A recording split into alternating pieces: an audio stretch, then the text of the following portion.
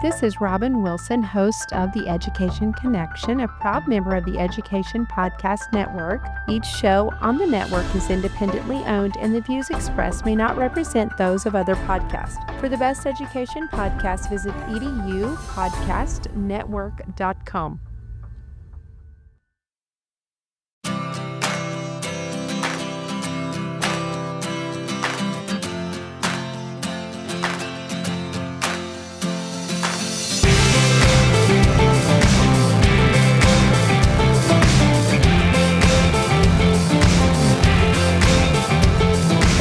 Thanks for listening to the Tech Tools for Teachers podcast, where each week we talk about a free piece or two of technology that you can use in your classroom. I'm your host, Shanna Martin. I'm a middle school teacher, a technology instructional coach from my district. And I'm our producer and husband, Fuzz Martin, here to help you figure out how to use AI to create vids for your kids, unless your school forbids.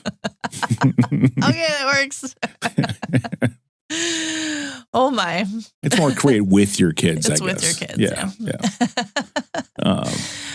Yeah, episode 224. 224. It's our last episode for the year of It's the last.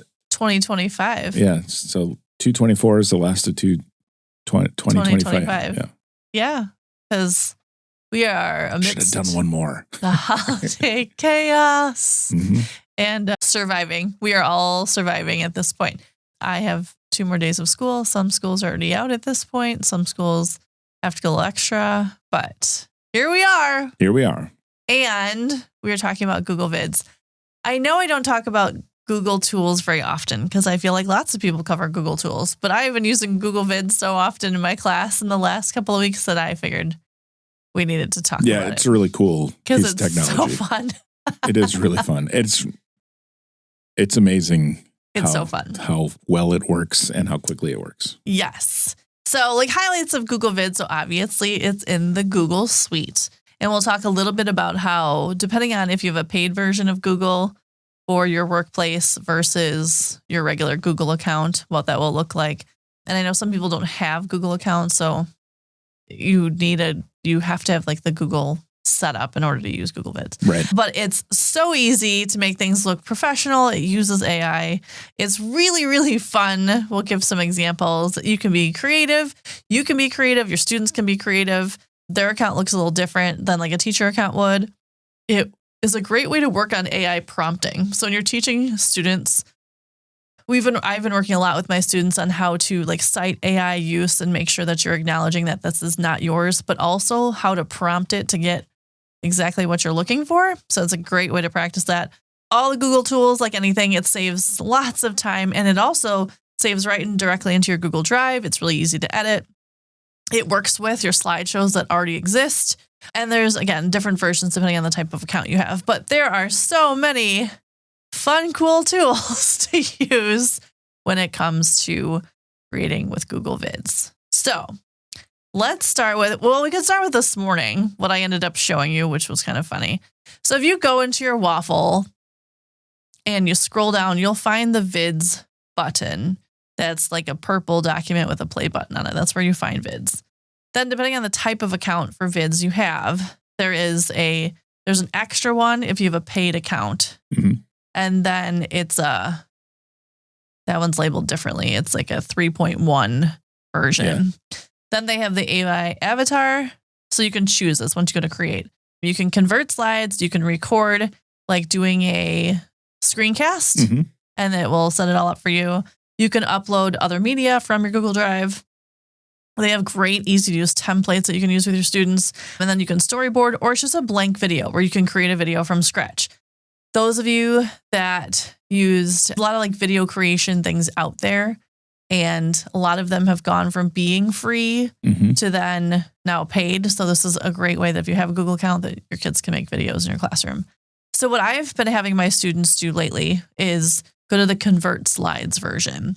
So we're going to start with that one. So once you get your choice, you can click convert slides.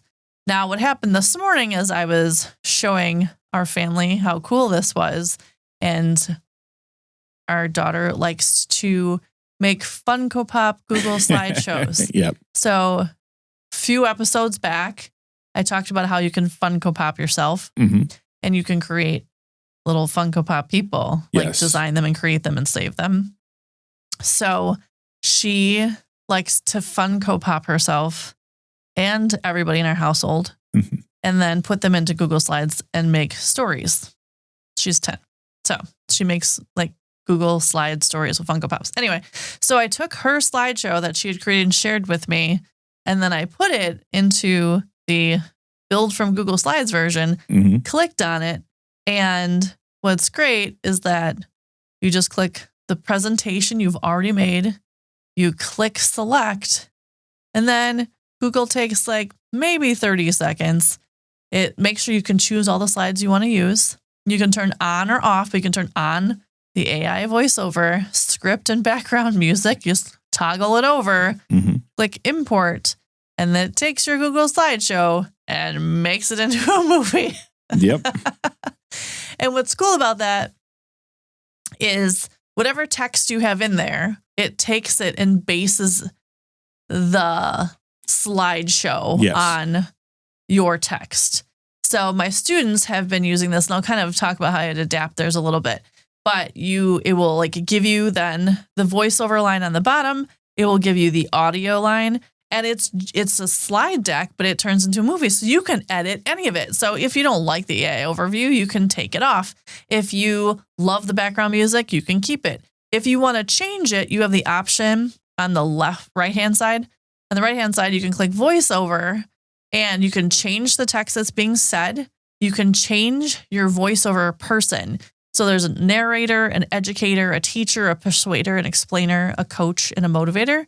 You can choose then which voice you would rather hear voicing over your video. You can add images, you can add uploads. You can change anything that the AI overview did to make this into a little short 47-second movie that it has created. So it will tell the story and create. Now, what my students have been doing is we've been researching national parks. So what I've had them do is go in to convert slides. Now, what we have found, though, because of how student accounts are set up, Yes. they don't have the option of the AI overview. Like they can't put the voiceover in and they can't put the music in as an AI. Like that's those settings that we have in my district. But they can take their slideshow and it still makes it a movie. They can do their own voiceover. So they can record and they can do the audio over their own slideshow. They can add additional images. They can add different text. They can put all of those pieces in, shapes and colors. And so they can then take their slideshow, do their own voiceover, and then make that into a movie, which is really cool. So I've set up all my students making slideshows. And then once we've edited that, and that's exactly what they need to have for class, then they turn them into a movie. Mm-hmm. You do have the option of making a direct movie into Google Vids.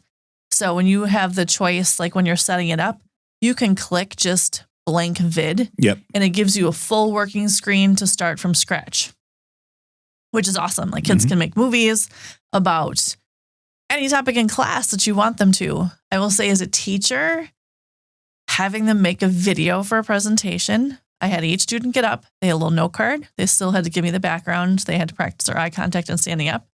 But having every presentation be a minute or less, I got so much done so much faster than when we have every kid spending 3 to 5 minutes talking. Mm-hmm. Just because like flow of the classroom, it just went so much faster. Everything was loaded in Google Classroom, hit play, next kid stood up, they explained their stuff, sat back down, played their video. So it was another way for them to practice presenting. And it was super engaging for my students because they were like, oh, like that was really interesting because they were engaged because it was in a movie format versus a just slideshow presentation. Yeah. So there's a lot of cool things.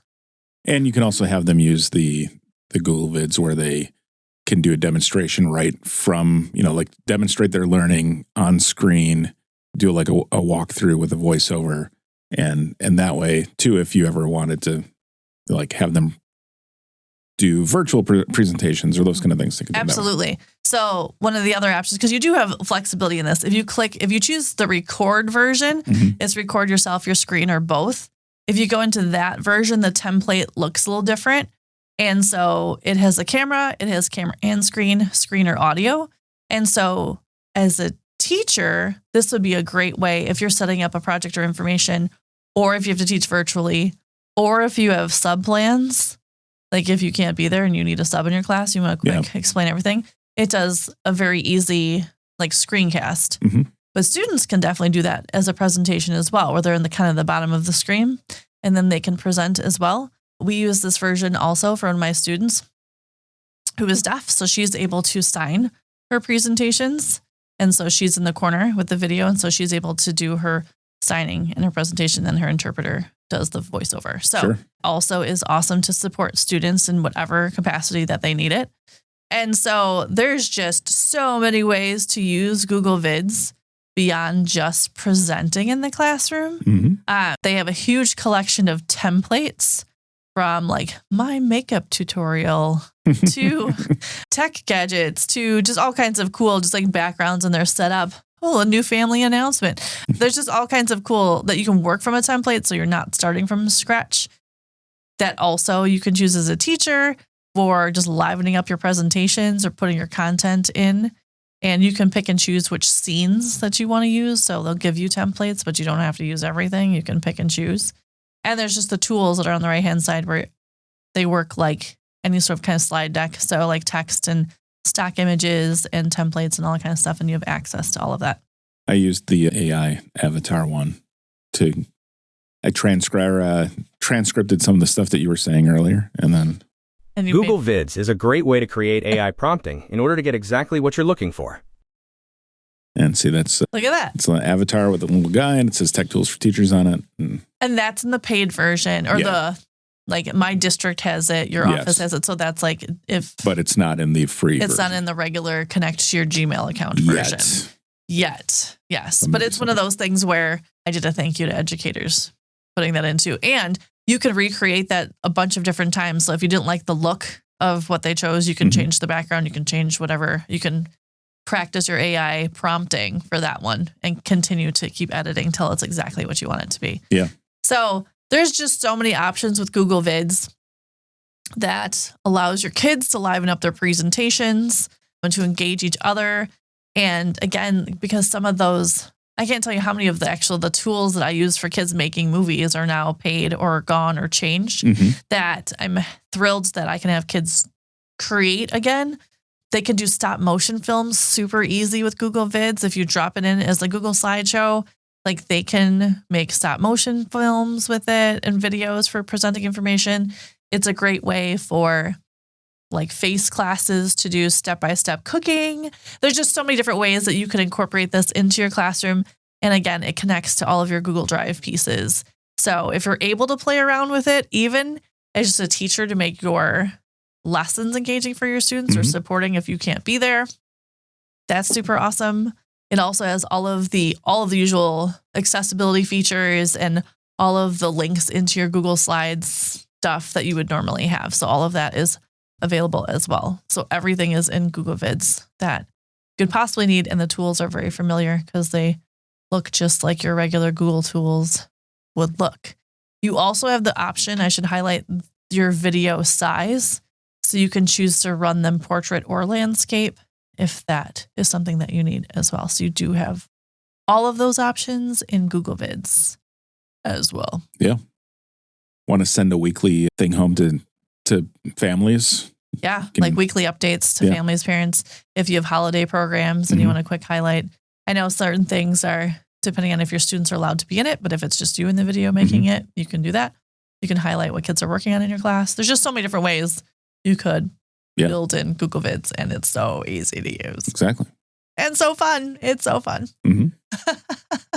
Very fun. So there you go. Google Vids, little highlight of a Google tool I usually stay away from, but this one's just too cool not to talk about. And we are finishing off 2025. We are heading into 2026. It's going to be great. It is going to be great. It's going to be great year. So I hope everybody. I hope everyone enjoys your break. Take some time, take a breather, make a video of yourself taking a breather. It'll be great. Exactly. Thanks for tuning in. This has been the Tech Tools for Teachers podcast. If you ever have any questions, you can find me on Blue Sky, Threads, Facebook, Instagram at SmartandWI. And if you want to get more information on the links to the technology discussed in this episode, visit smartandwi.com. If you like to support the show, please consider buying me a coffee or two. Visit buymeacoffee.com/smartandwi or visit smartandwi.com and click on that cute little purple coffee cup. Your donations help keep the show going. New episodes starting in the new year. Thanks for listening. Go educate and innovate. The ideas and opinions expressed on this podcast and the Smart NWI website are those of the author, Shanna Martin, and not of her employer. Prior to using any of the technologies discussed in this podcast, please consult with your employer regulations. This podcast offers no guarantee that these tools will work for you as we've described, but we sure hope they do, and we sure hope you have a great holiday. Thanks for listening.